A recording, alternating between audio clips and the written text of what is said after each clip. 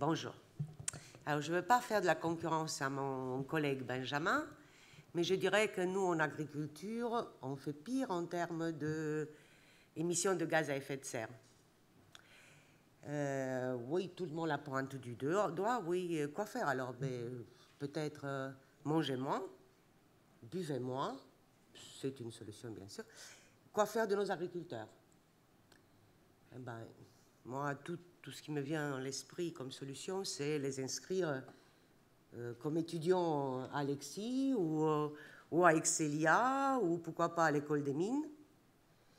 Mais il fallait peut-être être avec nous il y a 2 jours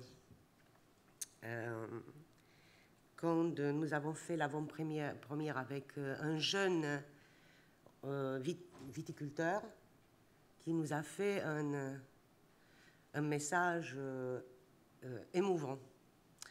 Je résume, c'est scientifiques, techniques, industriels, investisseurs, venez nous aider pour développer une agriculture durable et pour faire face aux conséquences du dérèglement climatique. Alors, vous en doutez que là, ça ne va pas être avec des projets de l'EXI bénévole où on pourra donner un coup de main. On a besoin de fonds. On a besoin que des investisseurs publics et privés se mettent ensemble pour aider nos agriculteurs à développer une agriculture durable. Et quoi mieux pour illustrer ça que le projet Vitirêve qui va nous être présenté par Sophie Paturle. Elle est là, Sophie? Sophie Paturle. Merci, Sophie. Notre premier prix d'hier, cofondatrice de Demeter, et pardon, Gabriel, si je fais un malheur, Gabriel Giabbicani, à l'italiano, directeur d'innovation chez Banque des Territoires, qui vont nous parler donc d'un projet qui a pris naissance justement en Nouvelle-Aquitaine. Je vous laisse.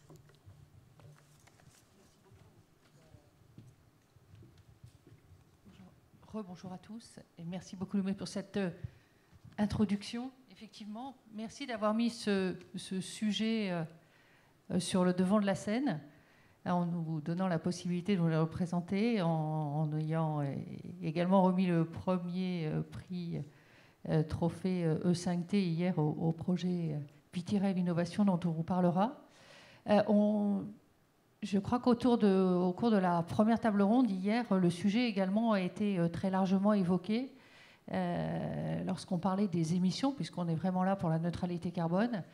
Et il nous a été rappelé par Christian de Pertuis notamment qu'il fallait bien considérer que 25% des émissions, en fait, qui venaient du protoxyde d'azote et également du méthane, ces 25% d'émissions de gaz à effet de serre venaient très largement du monde agricole et qu'en plus de ça, ce gaz était encore plus nocif que le CO2. Et puis, il a été aussi très clairement dit que les puits de carbone, ça avait un véritable enjeu, puisque les puits de carbone, ils absorbent, j'ai bien retenu hier, 56% aujourd'hui des émissions, et on s'oriente plutôt vers 33% dans les prévisions dans le futur. Et les meilleurs puits carbone, ce sont les puits de carbone naturels.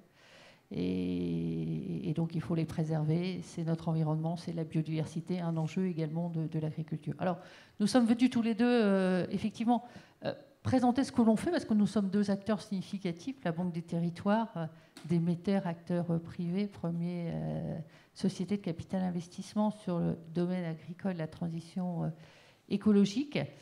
Et je pense que c'est intéressant de rappeler pourquoi, en fait, pourquoi est-ce que c'est un véritable enjeu et quelles sont les raisons d'agir. Elles sont environnementales, mais pas que. Et puis, qu'est-ce qui a déjà été fait? Où est-ce qu'on en est? Est-ce qu'on démarre ou pas? Et qu'est-ce qu'il y a déjà eu comme réussite? Je crois qu'on vous les présentera. Ce sera la façon à l'un et l'autre de vous présenter ce que nous faisons, hein, plutôt que de vous dire ce que fait la Banque des Territoires dans le domaine, ce que fait Demeter. On le fera à travers des exemples, parce qu'il y a déjà des exemples concrets et des réussites.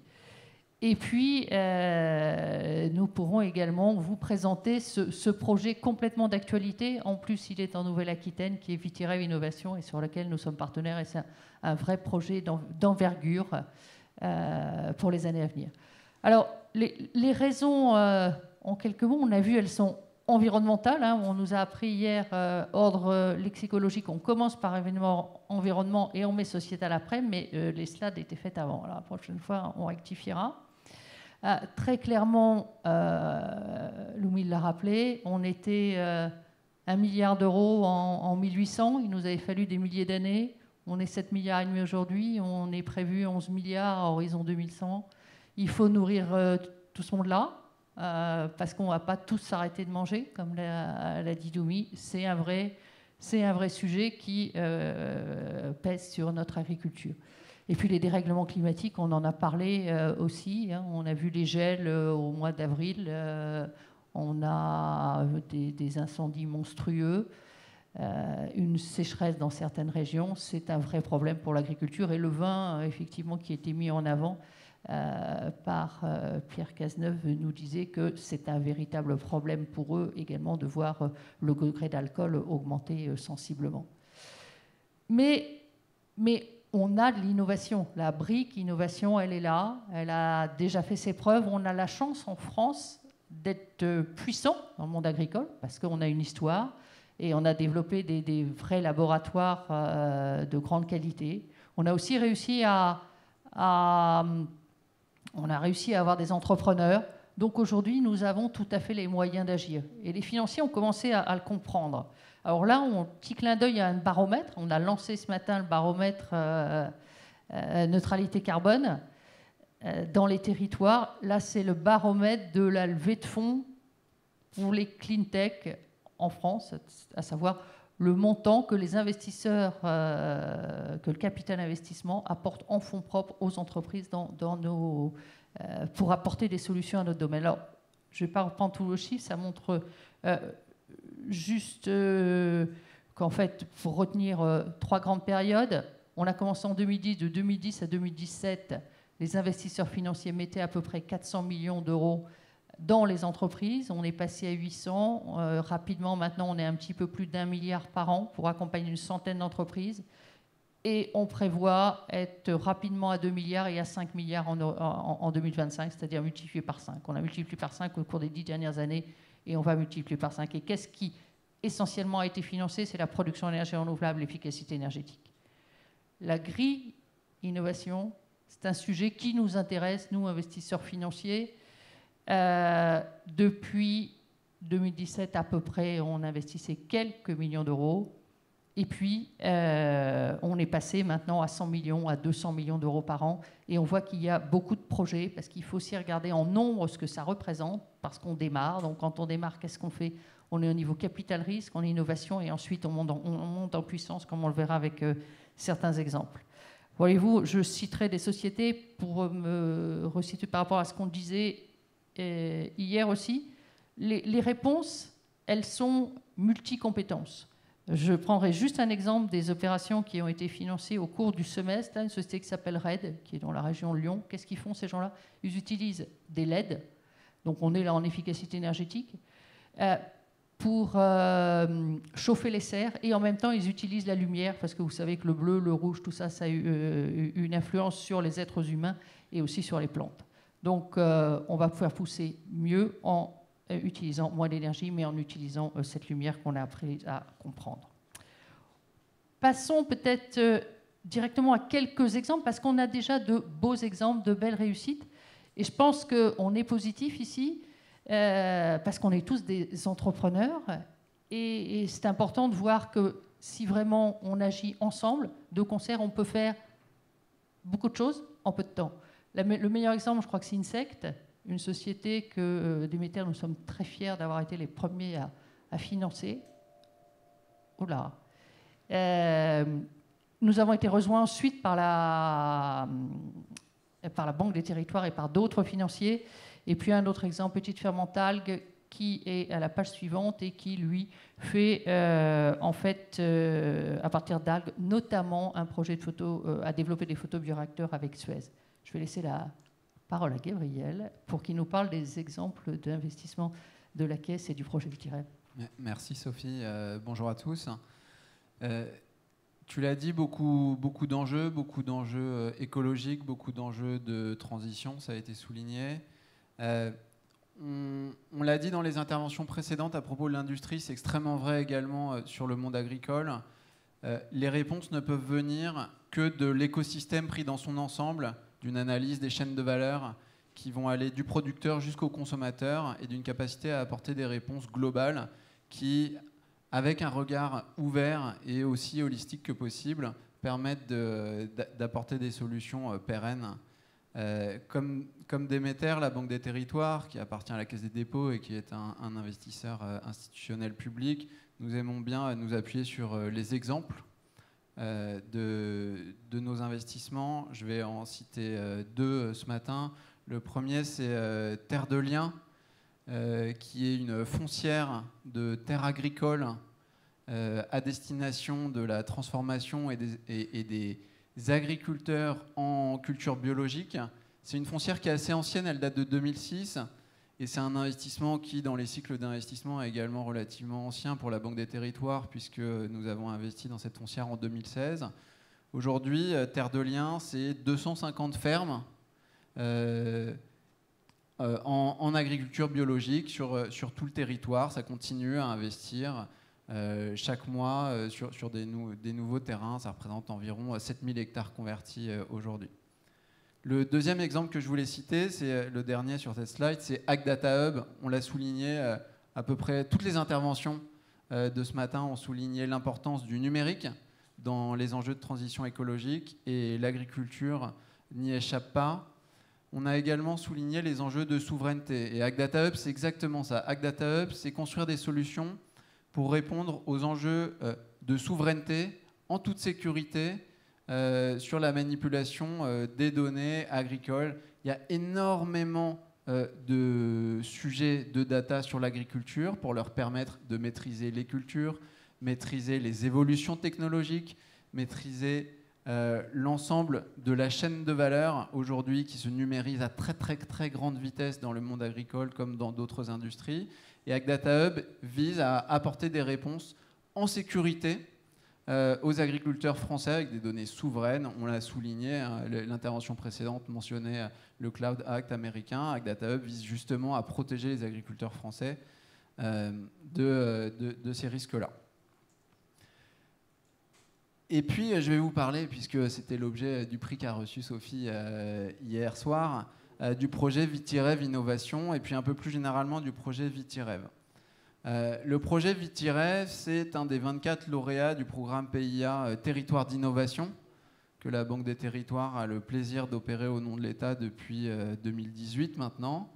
Et le projet Vitireb, il vise, avec la région Nouvelle-Aquitaine comme leader d'un consortium, il vise à réunir énormément d'acteurs autour de la vitiviniculture, acteurs publics et acteurs privés. C'est absolument essentiel de souligner le besoin de coopération entre les mondes publics et privés sur la construction des solutions pour construire les solutions d'aujourd'hui et de demain pour répondre aux enjeux de transition écologique et en particulier aux enjeux de choc climatique. Hein. C'est vraiment le cas pour l'industrie du vin en Nouvelle-Aquitaine qui souffre. On l'a encore vu cet été, on l'avait vu l'année dernière, énormément du réchauffement climatique. Donc le projet Vitireb, alors c'est un certain nombre d'actions qui sont soutenues notamment en subvention. Je vais en citer très rapidement quelques-unes. Des laboratoires d'innovation territoriale qui sont vraiment des espaces d'expérimentation très locaux. Il y en a, c'est très proche d'ici, hein. Il y en a dans le Bordelais, il y en a aussi dans les zones de production de cognac et de pinot des Charentes. C'est une expérimentation avec des assureurs pour faire face à l'incertitude de plus en plus grande que vivent les producteurs. Et puis un outil de data sur les produits phytosanitaires. Et puis c'est notamment en investissement, le fonds d'investissement Vitireb Innovation que nous avons eu le plaisir de closer il y a tout juste un mois. Premier closing, 30 millions d'euros, on met des moyens sur la table. La région Nouvelle-Aquitaine et la Banque des Territoires en sont les 2 premiers investisseurs et les grands sponsors. Demeter, on est la société de gestion qui vise à investir dans les sociétés innovantes, les startups dédiées à la transition écologique de la vitiviniculture. Je voulais souligner qu'on a déjà un pipe très riche pour ce fonds et que les équipes de Demeter sont déjà au travail. Et puis je voulais conclure sur une innovation qui n'est pas liée directement au secteur, mais qui est liée au mode de financement, puisque le fonds Demeter a accepté, ça faisait partie du cahier des charges d'ailleurs, un mode de rémunération qui est encore très inhabituel dans les secteurs de l'investissement, puisque 50% de l'intéressement de la société de gestion sera calculé sur des indicateurs extra-financiers. Et puis comme on essaie de faire les choses bien, on en a d'ailleurs confié le calcul, la définition et le suivi à d'autres gens que les investisseurs eux-mêmes, notamment Greenflex, c'est ça, et Carbone 4. Donc ils sont des gens de tout premier plan en matière de suivi d'impact. Merci de spécifier ce point, parce que nous sommes des investisseurs financiers. Les souscripteurs sont majoritairement privés, même s'il y a une forte composante publique. Ce fonds est alimenté majoritairement par l'argent privé, avec un souci de retour sur investissement. Et pour aligner les intérêts, les équipes d'investisseurs, donc en l'occurrence les équipes de Demeter, ont une partie de leur rémunération qui est assise sur les performances du fonds. C'est très traditionnel dans le métier du capital investissement. Et là, comme le soulignait, ce qui est nouveau, c'est que eh bien maintenant, on a trouvé un terrain d'entente.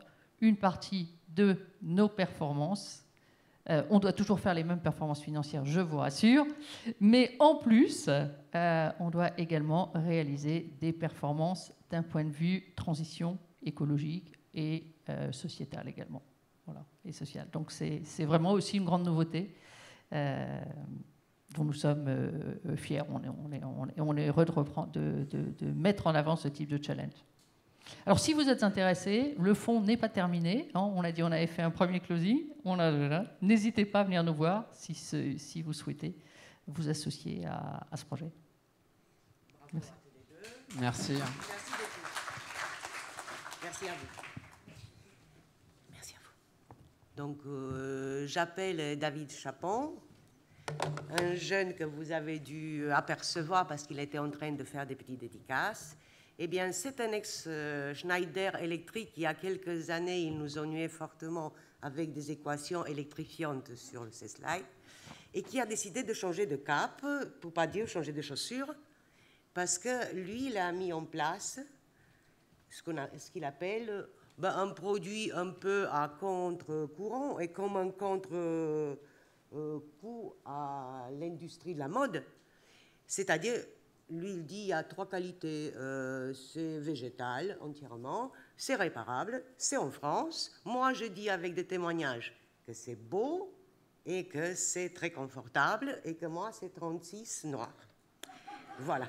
Alors, je voulais vous dire aussi que ce monsieur, il y a des gens qui ont profité de la Covid quand même, ce monsieur n'a pas voulu chômer pendant le chômage technique qu'il a eu pendant le premier confinement, mais il s'est mis à écrire un super roman d'amour que je vous invite de feuilleter pendant la pause.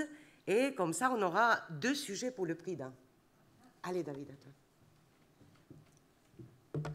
Merci, Lumi. J'en profite pour remercier E5T pour le trophée qui m'a été remis hier, qui est un véritable encouragement et qui me touche particulièrement. D'autre part, j'étais très heureux, en revenant dans cette université, de voir la question du sens posée. Et ce nouveau projet Croissance porté par E5T. La question du sens est fondamentale dans la problématique écologique. Nous vivons une contradiction, et peut-être encore davantage les jeunes générations, des métiers, des entreprises de plus en plus spécialisées versus un défi global de plus en plus pressant, celui de l'environnement. Et trouver du sens dans tout ça est impératif. C'est en tout cas la question du sens qui m'a amené à l'écriture et par divers chemins à la chaussure après 8 années à Schneider. Alors, Où est-ce que je vise? Ici? Ici? Laser? Non. Je ne sais pas si quelqu'un peut avancer en haut, peut-être. Juste une slide. Est-ce que... c'est next? Vous voyez, je suis allé trop vite. Non. Je suis à la fin. Ah, c'est passé tout à l'heure. Je suis à la fin, mais tu peux commencer par la fin, il n'y a pas de problème. Allez, allons-y.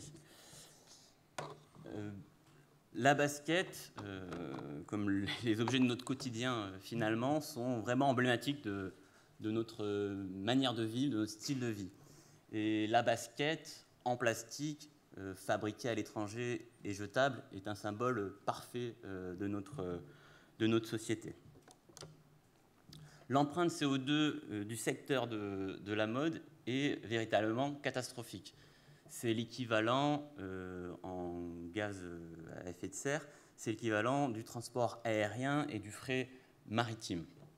C'est également extrêmement polluant. Je ne vais pas venir en détail là-dessus, mais les matières synthétiques et plastiques, qui sont de plus en plus utilisées, ont des conséquences écologiques et sanitaires désastreuses. Aujourd'hui, on avale, sans s'en rendre compte, 5 grammes par semaine, l'équivalent du poids d'une carte de crédit, de microparticules de plastique, puisque tout ça n'est pas recyclable, et tout ça se dégrade lentement dans notre environnement, notre alimentation. L'idée de Willow, c'était de prendre, de cette chaussure, c'était de prendre totalement le contre-pied de cette basket. Et il se trouve, après être parti à l'étranger visiter des fabricants, des usines, que c'est en France que j'ai trouvé la solution la plus écologique auprès d'artisans et d'ateliers qui subsistent encore, qui ont des savoir-faire anciens. Et finalement, on s'est retrouvé à créer une chaussure faite comme les toutes premières baskets après la Seconde Guerre mondiale. C'est-à-dire qu'on est venu mouler avec uniquement de l'EVA, des semelles en Isère, dans des vieux moules, qu'on fait ensuite sécher dans des séchoirs pendant plusieurs jours, ce qui leur donne cette teinte ambre, cognac, et différente à chacune selon la saison, selon l'EVA. Ensuite, pour assembler cette chaussure, je me suis associé avec une équipe de podo-orthésistes, podologues, qui ont racheté un outil industriel pour en fait, faire du sur-mesure pour leurs clients et qui cherchaient des petites séries justement pour maintenir le savoir-faire. Et on s'est retrouvé à assembler une chaussure, une basket, comme une chaussure d'avant, c'est-à-dire sans collage, en la cousant avec un piquage latéral et en utilisant uniquement des matières végétales sans aucun pesticide. Donc tout cela est fait en France, de la semelle jusqu'au lacet, de par les matières qui sont une des premières causes de la pollution et de l'empreinte carbone. On a quelque chose qui est 10 fois inférieur à ce qui est proposé à une basket classique et qui surtout est entièrement biodégradable. Vous pouvez voir ici les premiers modèles qu'on a sortis il y a un peu plus d'1 an et demi et qui sont réparables. On peut facilement découdre la semelle pour en remettre une nouvelle et qui sont extrêmement customisables parce qu'une des particularités de travailler avec la France et ce type d'atelier, c'est de pouvoir facilement modifier sa chaussure. Donc c'est vraiment, l'édition limitée est un axe de développement et on sortira en septembre avec la ville de Lyon et un artiste une première édition limitée.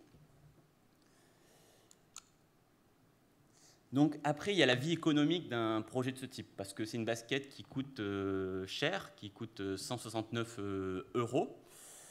Quand j'ai fait le lancement sur Internet avec quelque chose qui se fait beaucoup dans la mode, des précommandes, des contreparties. Les médias ont bien repris le projet, et donc on a pu écouler plus de 400 précommandes. Aujourd'hui, on est à près d'1 millier de baskets écoulées. La question, néanmoins, reste quel est l'avenir d'un projet de ce type?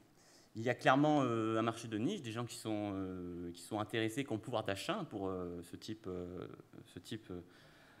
de chaussures extrêmement durables. Moi, je crois que c'est un projet qui a vocation à se structurer pour avoir une taille modeste et ensuite à répliquer son savoir-faire auprès d'autres marques qui se développent. Il faut savoir que la mode est absolument catastrophique en termes de résultats, mais parce que les gens qui dirigent et qui lancent ces sociétés sont des gens qui ne connaissent pas du tout le monde de l'environnement et de l'énergie. Et que moi, quand je suis arrivé, j'ai pu arriver en bénéficiant de ce que j'avais appris notamment à Schneider, c'est-à-dire j'ai fait l'audit, j'ai fait l'analyse de cycle de vie du produit, etc., etc., ce qui était totalement nouveau pour eux. Tout cela, j'en parle à travers mon roman, qui est une histoire d'amour, mais qui raconte aussi, à travers le narrateur, j'en ai profité pour raconter aussi les déboires qu'on peut avoir à créer un projet extrêmement écologique dans un monde qui est celui de la mode, donc qui est celui quand même principalement de la communication, donc c'est-à-dire de vendre une représentation et une idée d'un produit. Voilà, et puis je vous incite à jeter un œil sur Internet, et notamment en septembre, si vous êtes intéressé par marché végétal avec une empreinte minimale. Merci.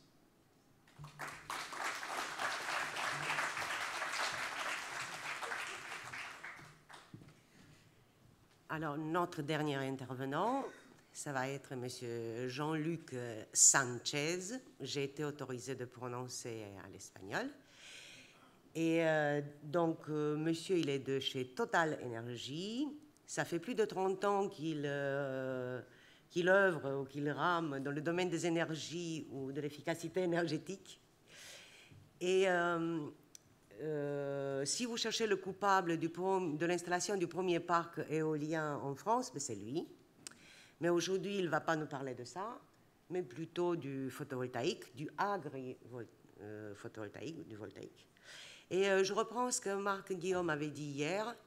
Qui a dit qu'on n'a pas de ressources? Qui a dit qu'on n'a pas de soleil? On n'a pas de place. Mais peut-être avec les territoires, oui. Allez, Jean-Luc. Merci, Louis. Merci. Pour moi, ça sera 43 et plutôt blanc, les baskets. Hein. Très, très passionnant, cette intervention. Oui, donc, on va parler d'agrivoltaïsme, beaucoup de synergie avec ce qui a été dit précédemment avec le projet Vitirev, également avec la Banque des Territoires. J'en ai pas parlé ce matin, mais je vous ai parlé d'implication des territoires sur tous les projets que nous développons. D'ailleurs, la Banque des Territoires finance à nos côtés un parc de 27 MW éolien en Lozère en ce moment même. Et donc, les territoires sont vraiment au cœur de nos projets, et a fortiori sur les projets agrivoltaïques. Alors, l'agrivoltaïsme, souvent, c'est un abus de langage, et beaucoup de gens confondent l'agrivoltaïsme avec des centrales photovoltaïques au sol, où on va mettre du pâturage, des moutons, ou des choses comme ça. La définition, que nous faisons de l'agrivoltaïsme, elle est résumée sur ce slide. Donc, il y a effectivement des serres solaires ou des centrales au sol avec du pastoralisme qui sont à la marge, je dirais, un petit peu imbriqués dans les projets agricoles, mais la vraie imbrication, elle est faite à partir de projets d'ombrières au-dessus des cultures, que je vais vous détailler, ou de panneaux bifaciaux verticaux, que je vous détaillerai aussi. Donc le monde agricole est contraint à une réglementation protectrice des zones agricoles. Nous travaillons très en amont avec eux, à travers notre partenariat avec InVivo, que je vais vous présenter également. Et de là, nous présentons à la Commission de régulation de l'énergie des projets en innovation. Ah oui. Donc InVivo, bien, c'est un réseau de 200 coopératives agricoles françaises, hein, plus de 300 000 agriculteurs, avec une expertise agronomique très forte, avec notamment le bureau d'études AgroSolutions. Donc un partenaire avec lequel nous travaillons main dans la main avec le monde agricole, les chambres d'agriculture départementales, les chambres régionales d'agriculture, notamment ici de beaux exemples sur la région Nouvelle-Aquitaine, dans le département du Lot-et-Garonne, de la Vienne, de la Haute-Vienne.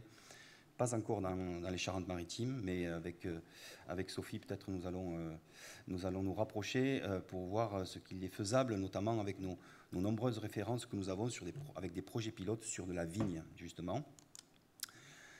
Et donc, nous y venons. Donc, nous avons, alors c'est ici sur la slide précédente en bas. Vous voyez, en dehors du partenariat amont dans la conception avec InVivo, nous avons 2 partenariats exclusifs sur le sol français avec 2 technologies différentes qui sont la technologie Ombrea et la technologie Next2Sun.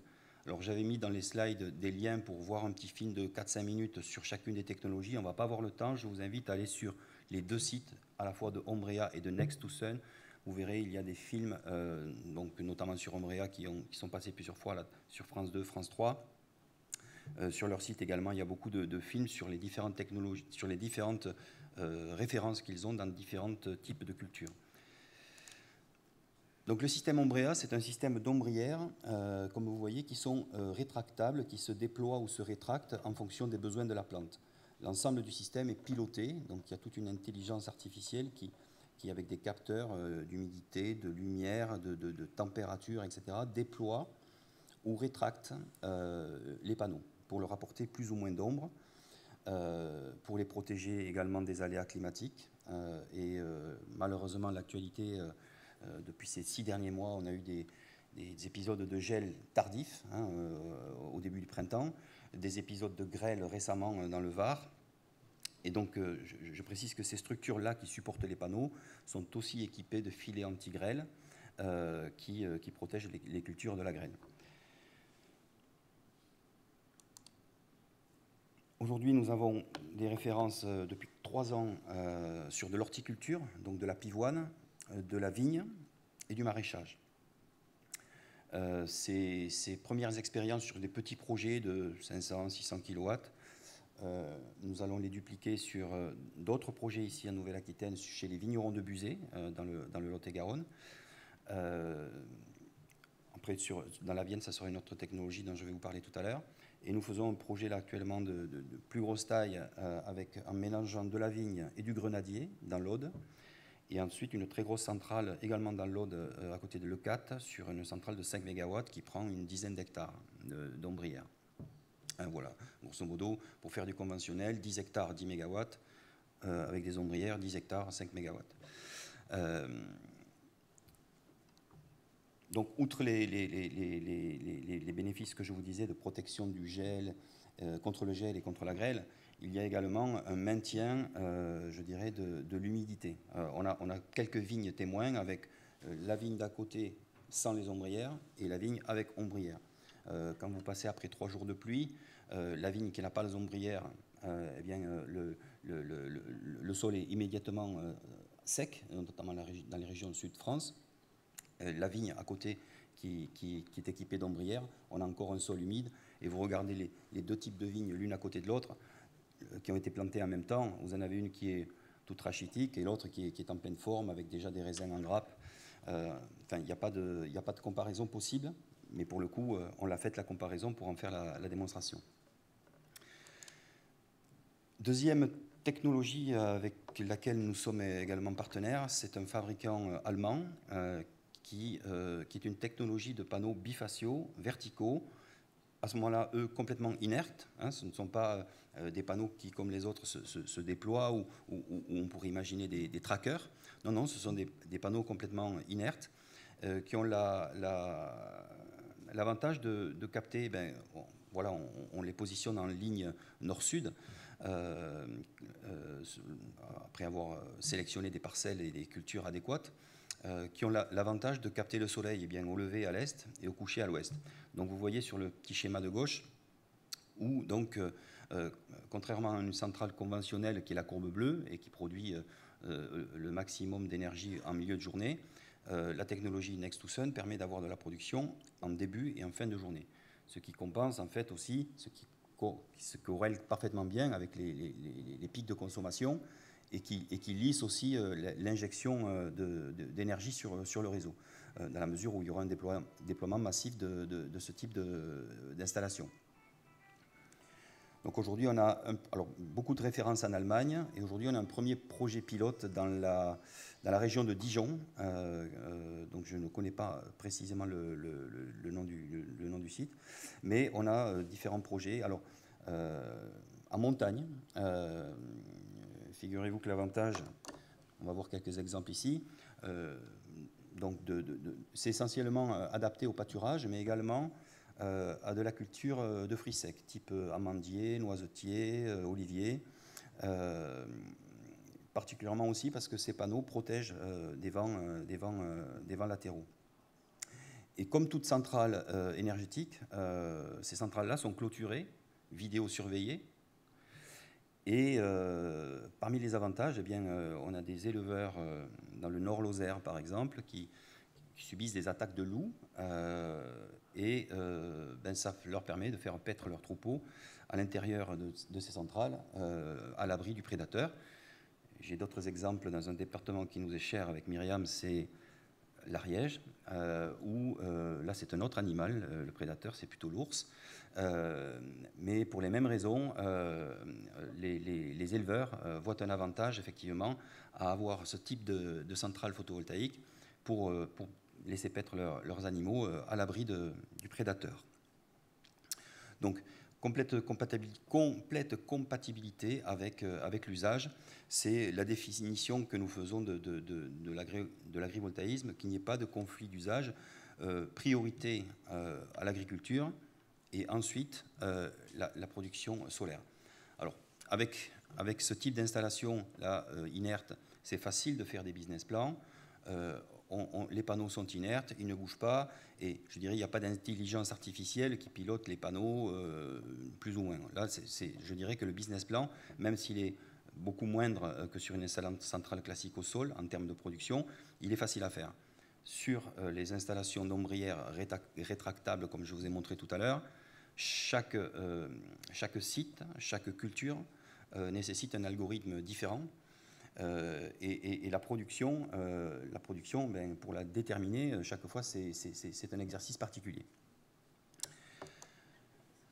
Je conclurai en faisant une petite corrélation avec ce que je vous disais ce matin, c'est que ces projets-là ne peuvent se faire qu'en concertation avec les territoires, le monde agricole, les agriculteurs eux-mêmes, les GAEC, les chambres d'agriculture, donc on est tout le temps dans les chambres, enfin on est très impliqué avec les chambres d'agriculture, notamment ici en Nouvelle-Aquitaine, notre bureau d'études AgroSolutions, les équipes de recherche et développement de Total, voilà, pour main dans la main porter des projets de territoire agricoles en respect avant tout de la production agricole. Merci pour votre attention.